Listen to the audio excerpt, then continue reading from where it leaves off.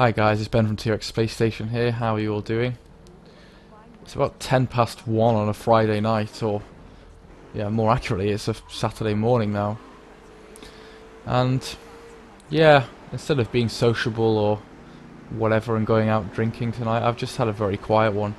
In fact, a lot of the time on Fridays I feel so tired from the week of work that I don't really feel like going out. There tends to be a little bit of me time, and yeah, I don't really feel tired yet, so I thought I might just oh man, that bastard just turned into me. Might just do a little bit of faffing and have a ramble. So I'm sorry if you don't want to hear me rambling. That's probably what's going to happen. I actually wanted to do a gameplay video of Vice City, but I don't seem to have a bloody copy of it that works. Now, I had an original copy that I bought very soon after it came out, because I remember being so excited about it. And I lost it somehow. I can't think of how or where, but you know what it's like when you were younger. I tended to be quite...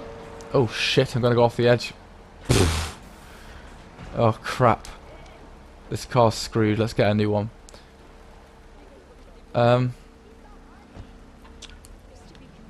Used to be sort of quite flexible with lending games out and things. I don't know, more so than it seems to be these days. Maybe that's just because I don't hang out with that many gamers now, or what. But or that we all have money just to buy the games. But back then we used to lend each other games much more often. Yeah, presumably because we couldn't afford as many games. So if you lent one from someone, well, that was a bonus. You could just play it till your heart was content. Oh. And save the expense. But yeah, the danger of that was sometimes that you'd forget to ask for the game back. Or I can remember a few times you stop hanging out with that person, then you realise that you've lent a shitload of games to them, and you forget to ask, and you hadn't got them back. It's like, oh crap, it's a bit awkward and too late to take them now. But yeah, one way or another I lost Vice City, and so I've been looking for a second-hand copy of it for a while. I bought one from a shop called Chips, and it was scratched to fuck and it won't play. Well, it plays a bit, but it stalls during the missions. And then on a weekend trip to Edinburgh like a couple of weeks ago, I spotted another version for like £2.50 in Oxfam. I was like, oh, it's worth the risk, I'll just buy it and see what happens. And again, it's scratched to fuck and it won't load. It's like, how hard is it for me to find a working copy of Grand Theft Auto Vice City? Presumably they're all scratched because people love it so much. What am I doing? This map is confusing me. I'm just driving back into the same car park. Yeah, presumably it's because it's one of the best Grand Theft Auto games out there, and people have played it endlessly and scratched the disc. Or maybe it's just because it's old and people don't look after it much. I do find that it can be a bit risky just buying second-hand games from like Oxfam and stuff. Well, I guess really you have to just look at it. Because it was £2.50. I didn't bother to look at the disc, which is what I should have done. But I've had mixed experiences of buying games from second-hand shops. You don't know that they've been tested, really. Not all of those shops will test the games. So I'd probably only buy ones that were really discounted. Anyway, I'm rambling. Cut a long story short, I'm going to probably have to buy a copy of Vice City from eBay or something. I did buy it when it was on Steam for the PC, but the PC version was bloody awful. They didn't have any proper control pad support for it. I was like, geez, playing it with the keyboard is bloody terrible. And I tried to play it with like a PS2 pad plugged in. Again, that was god awful. It just didn't have the analog control support, and it's just a game that just doesn't want to be played with a keyboard and mouse. It needs proper analog support. There were some mods and things that were developed for the PC, and certain like fan-made bits of software that will help you get analog support, but it's not quite the same, and it looked like far too much faffing around. So I abandoned the PC version around about the mission where you got to control that little helicopter and drop bombs, which needed way too much precision. Oh shit, I'm toast. You can't swim in these ones, can you? Nope. It's funny how things just develop over time. I've not played Grand Theft Auto 3 for a while. Well, I totally forgot that you're just toast if you fall into the water. Especially after GTA 5 has so many water-based missions with the submarines and all that jazz. So, yeah, today's been a bit of a sad day, really. I did post a video about the YouTube copyright thing a few weeks back, saying that it seemed as though most of us had been unscathed. But actually, it turned out that the thing's still being rolled out, isn't it? It's not really... We're not really there yet in terms of the full... don't really know what to call it. The full impact of the whole copyright thing. I said that I'd been quite unscathed and I haven't had any copyright strikes, but I have actually got content matching now. In my game play video of Forza Horizon, that game plays... Well, on the radio it plays loads of different tunes. And so I've got a content matched ID. And it's not done anything negative. You know, I'm a quite small channel, and I think I'm using the music fairly. It's part of a gameplay and I'm talking over stuff. You know, I think that would come under fair use. So, but it means that, you know, they can track the views on the video, and if I was monetized, they would be able to make money from it.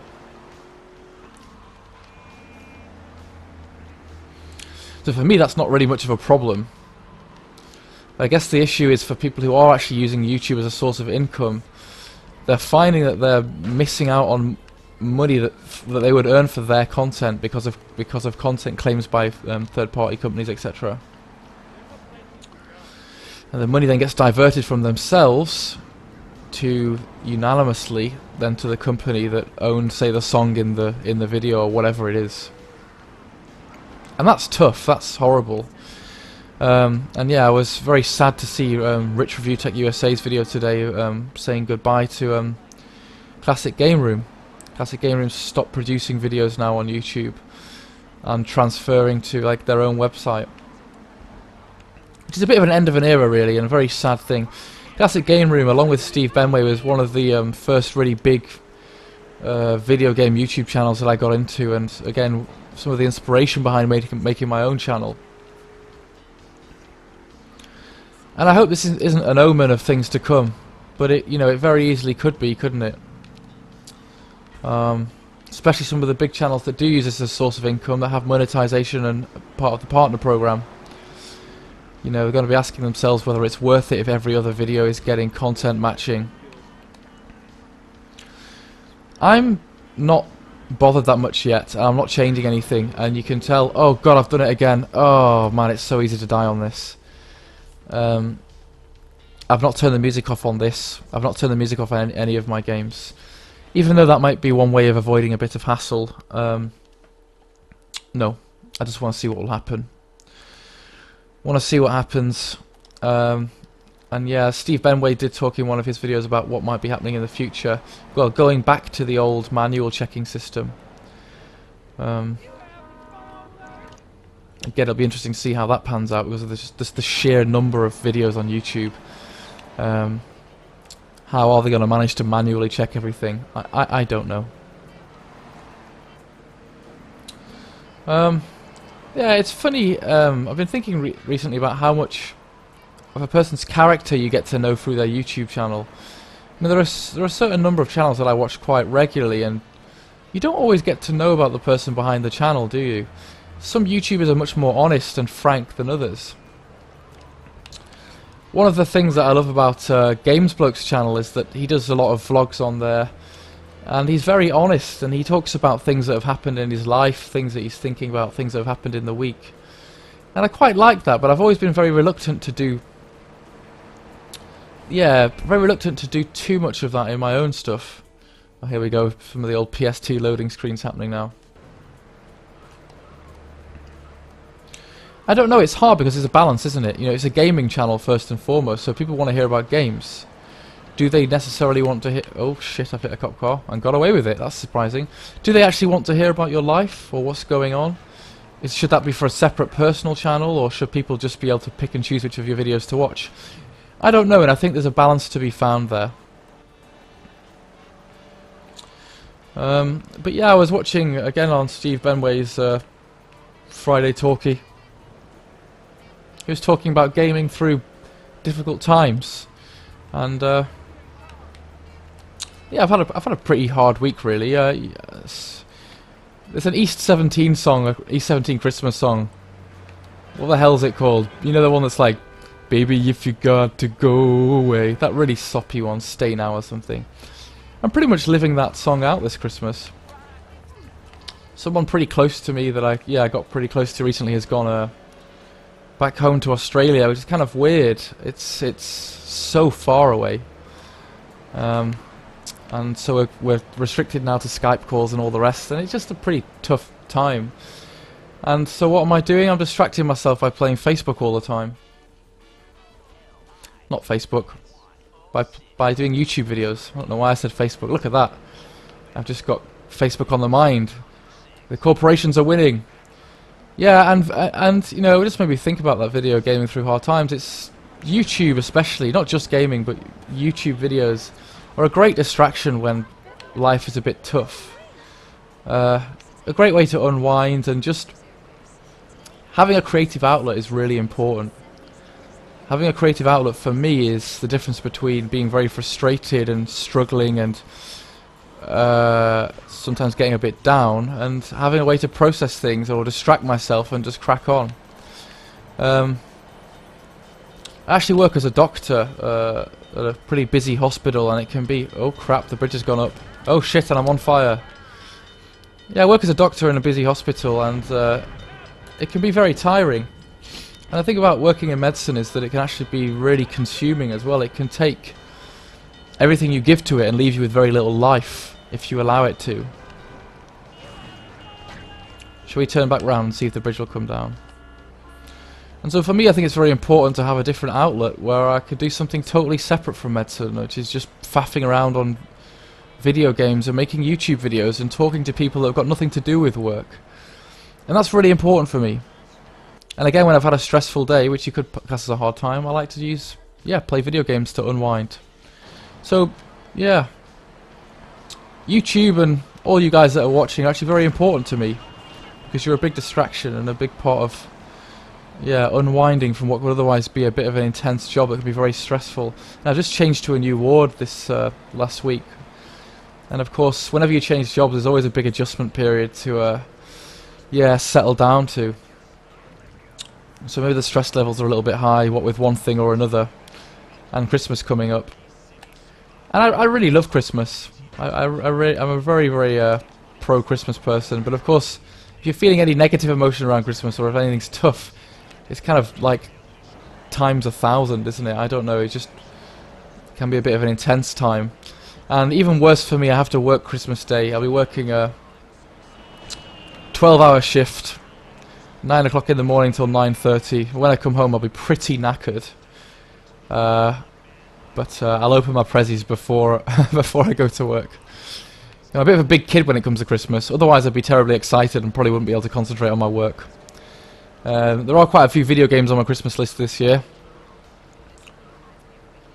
I won't tell you what they are, because maybe I can do a Christmas presents update video, show some gameplay footage of things that I pick up. Who knows? But yeah, it's quite late. I'm feeling a bit philosophical, and this video is a bit different. Just fancied rambling diffusely about anything and everything.